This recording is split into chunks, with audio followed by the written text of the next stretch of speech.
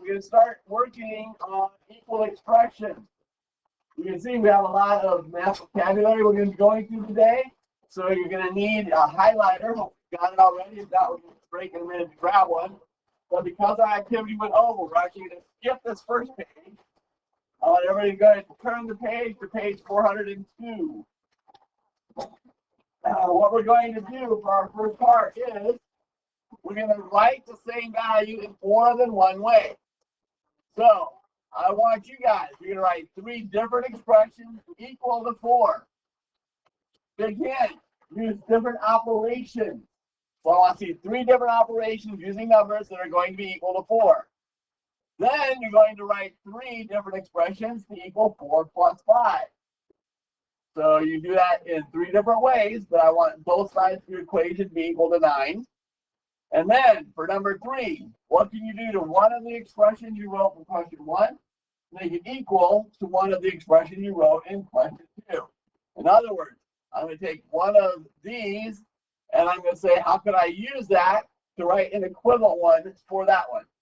So you've got about 7 problems to do. We'll give you guys 5 minutes. You can work together at the table, talk about it, and what are your keys? You're using different expressions, different operations for each one of these. Go ahead and go. Okay, so give me a few of the options. Something that was equal to 4. 2 plus 2. Addition, that works. Okay. 2 times 2. Is there another way I could write that? Awesome. You write that as an exponent, 2 squared. 8 minus 4. Okay, there's a ton of different ways I could write that, right? All of which would be correct. Okay, number 2 may get a little more complex. See how you guys did? I guess 9 divided by 1. 9 divided by 1. That works. Yes. 3 to the power of 2. So 3 squared. Brandon? 8 plus 1. 8 plus 1. Do all of those work? So everybody agrees that, excuse me, we have 3 different equations here that are all equal. 3 different equations here that are all equal, yes? So, who is able to figure out how to combine part 2 and part 1 into 1? So I'll just use the 2 that I underlined. On this one, I said 4 plus 5 is 9 divided by 1. Yeah. On this one, I said 4 is 8 minus 4, didn't I? So, would it be okay if I put this in place of the 4? Yeah. So instead of 4 plus 5, could I now rewrite that? Darn it. Could I rewrite this as 8 minus 4 plus 5 equals 9 divided by 1? Yeah. Is that still equal? Yeah. So, would it have mattered which one of these values of 4 I used in any of these values of 4? No. So, what is the lesson? What am I trying to tell you here? If I have 2 pieces that are equal,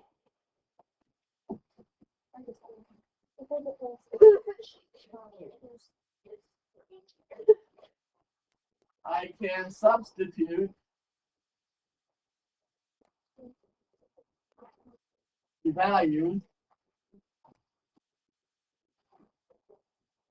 and get the same answer. This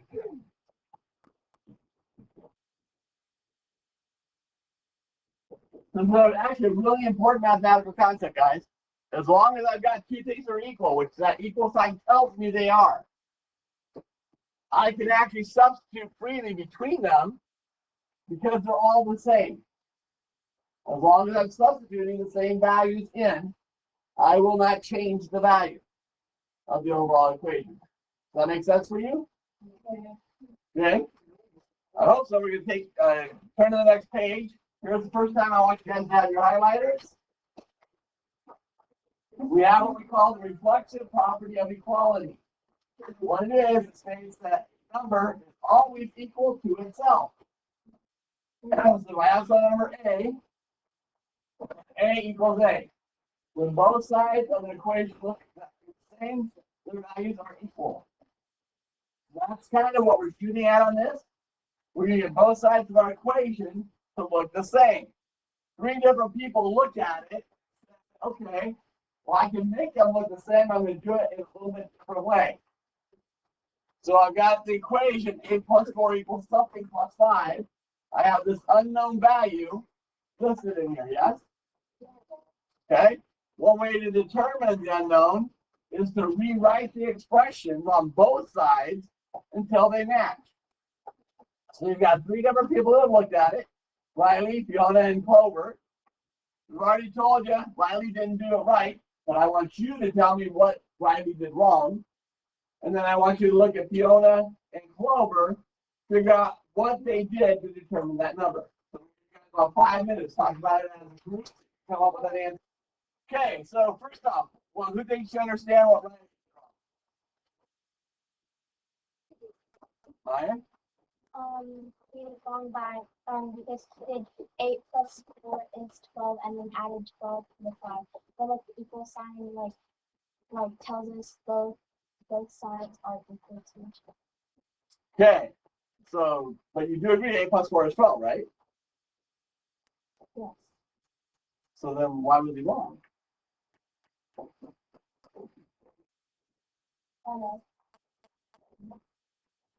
Because 12 plus 5 isn't 12. And like both sides are equal to Yeah, you're right. Good job defending it. Okay? He just kept going. He forgot about the plus 5, didn't he? So you understand that I can't just add this and say, oh, that's my blank. Can't take what you know and say that is the blank. No. That plus whatever was on the other side is what equals that same amount. See the difference? Okay. How did Fiona do it? What was her approach? So Fiona approach was I think it's another time which was equal to the blank plus 4. So what did she change? She put a equal blank plus 1 plus 4. So then you add whatever number plus the 1 plus 4, and that's equivalent. Okay. So she took the number on the other side of the equation, right? And she broke it apart to make it look like a number from this side.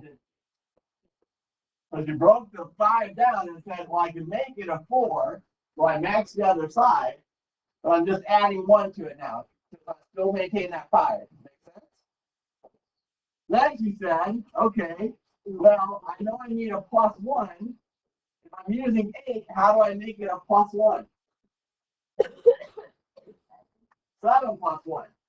So then she changed this side so it mirrored the plus 1 that she had now had on from the other side. And that now let her know, okay, for the 2 sides to look the same, I need a 7. Does that make sense? Okay? So look at her step. She looked at the side with the unknown and said, I need to make this number look like something from this side. So that's what she did. She made this number, the 5, look like something on this side, the 4. And then she did another change and said, okay, I need a plus 1. What other number do I have? I have an 8, so how do I make that a plus 1? 7 plus 1. So she took kind of 2 steps, bouncing back and forth on both sides of the equation, so that she could make both sides look the same. Does that make sense for you? Okay? Clover did kind of the same thing, she just did it a little different. Where Fiona started on this side to change the 5, she started on this side and said, okay, what's the number I have? How do I make it into a 5? So if I have a 4, how do I get a 4 to a 5? I add 1. But if I add 1 to one side of the equation and don't do anything else, is it still equal? No. So she said, well, because I added 1 to this number to get my 5, I need to subtract 1 from this number.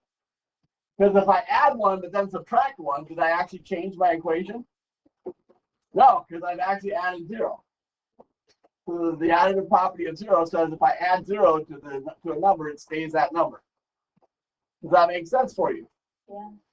So by breaking into those two numbers, she said now, okay, well, I've got that +5 piece that I needed to mirror this side. And then 8 minus 1 is 7. So for my mirror, for this to look the same, my blank is a 7. Does that make sense for you? Yeah. So it's kind of the same thing. They just went a little different approach. Fiona focused on the far side, making something that looked like something on the left. Clover, and I'll be honest, I kind of prefer Clover's method, said, okay, I take one of these numbers to equal this, and then I'm going to do the opposite operation with that number to the other number that I'm using. To me, that's a little easier because I don't have to stress about a whole lot. All I got to do is figure out one thing I'm doing, and I'm doing the opposite on that same side. But either way, we end up with this reflexive property of equality. So that you're seeing 7 plus 5 is 7 plus 5, right? 7 plus 1 plus 4 is 7 plus 1 plus 4. They look exactly the same, reflexive property of equality. If they look the same, they are the same. Everybody good so far? Okay. We actually kind of already did this. We just did it out loud. So now I'm going to have you guys see if you can practice it. So I've got a different equation for you on page 405. I've got 31 plus 67 equals some number plus 12. I need you to use, I don't care whose method you use, try to use one of them to figure out what number goes in my blank. Okay. I'll give you guys about 4 minutes.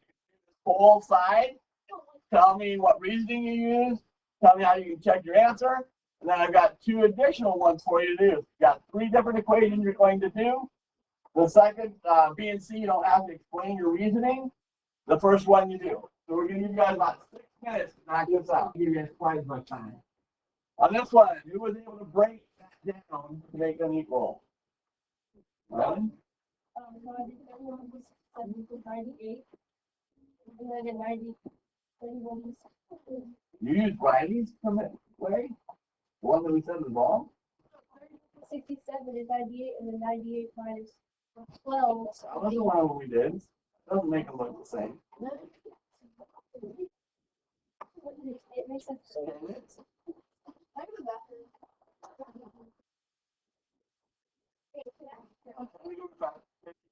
So no.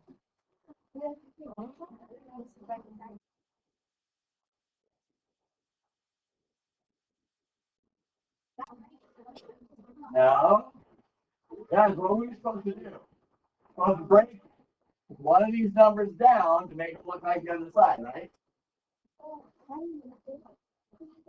So I could do, for example, I could have said, what is 31? 12 plus 19, yes?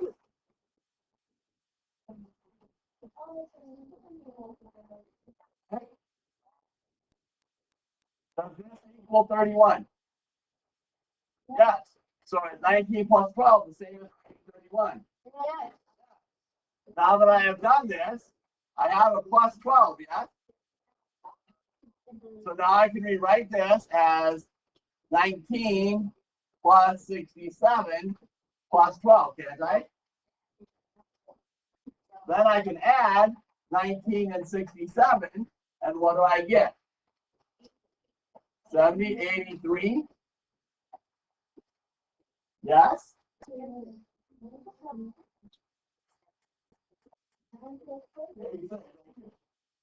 86. Here was the key. I needed to break it down to make it look like the other side, plus 12. So I needed to, I could break it one. I could have said 31 plus 55 plus 12. Yes? Would that also have worked? Yes? Because what happens when I get 55 plus 31? 86. So I get the same thing. Yeah. Yes. So then it's starting to make a little more sense. Yes. Okay? So when I do that, so which reasoning was that? I broke, first, the one I did, I broke 31 into 19 plus 12 to resemble the other side.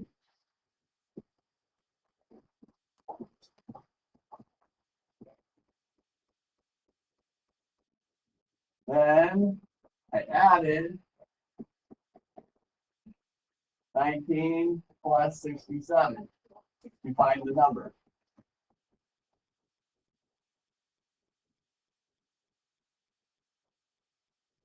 How would I be able to check if it's correct?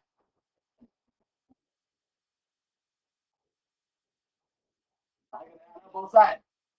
19 plus 12 plus 67, make sure that equals 86 plus 12. As long as they both add up to the same thing.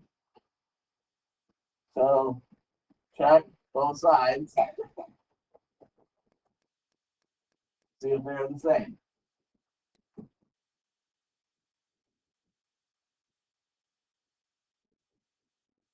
Yes. I agree. But we're trying to get the concept of why this works. Oh, okay. And once we understand the concept of why, then we're going to be able to just do it. So yes, I would agree with you. But that's how they want us to do it, so this is the way we are doing it. On this one, for me, I would go 85 minus 15 plus 45 plus 15 equals something plus 60. Why? What's 45 plus 16?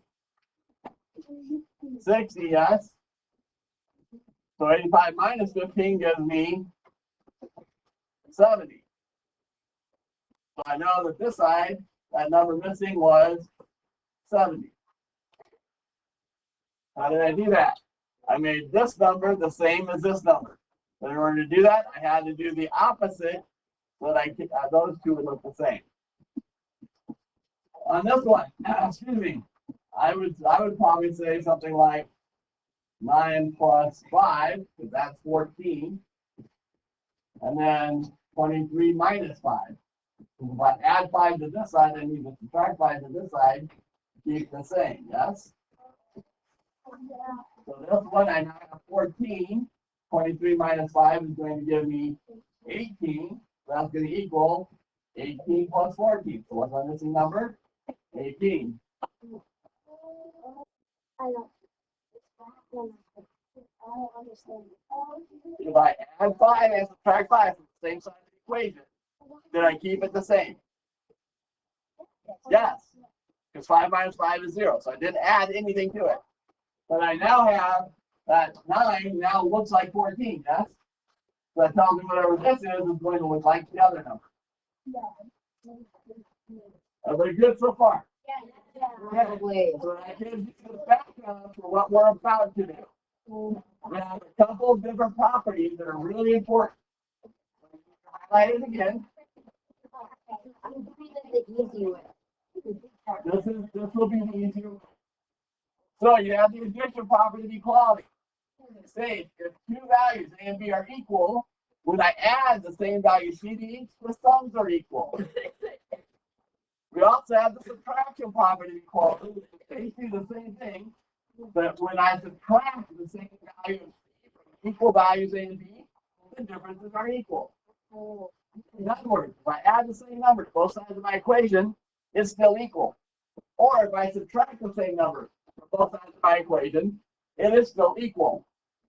What does this look like? Well, for your homework purposes, here's what it's going to look like. If I do a double number line, it can show that two expressions are equal. It helps make visible the equivalent relationship between these expressions. If they're at the same location and they have the same value. So the line connecting expressions is the barbell. That's this piece right here is what they call the barbell. We have another definition over here. This one is actually really important for your journal.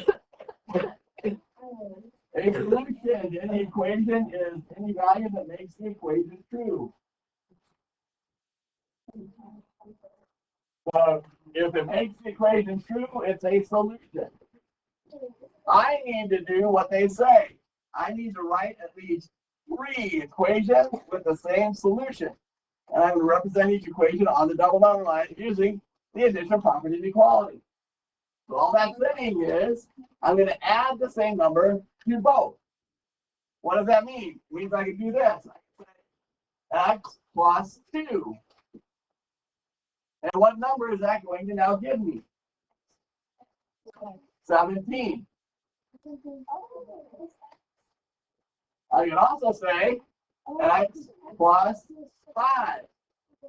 And then x plus 5 would now be what? 20. I could also say x plus 10. And x plus 10 would be? Does that make sense? If I'm adding the same number to both sides, it stays equal. If you flip the page, it says do the same thing with the subtraction property of equality. But I'm just going to do it on this one since they've already drawn the double number line for me. And all that's saying is, subtraction property of equality, I could say x minus 2. X minus 2 would equal 13.